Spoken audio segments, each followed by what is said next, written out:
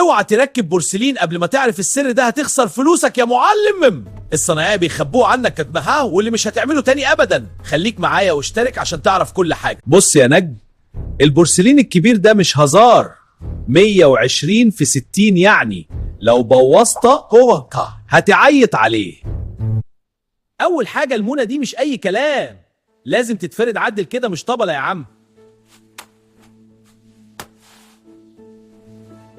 شايف الحاجات الصغننه دي اسمها فواصل مش ديكور، دي اللي بتخلي البلاط ما يتخانقش مع بعضه.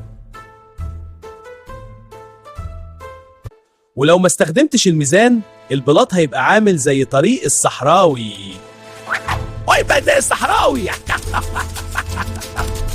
لازم تضغط كده بالراحة، مش تخبطها كأنك تسدد ضربة جزاء.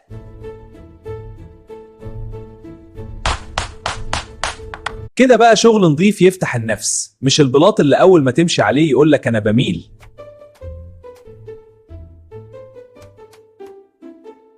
لو عايز تبقى صنايعي تقيل اعمل لايك، وما تنساش تتابع مام دقدق.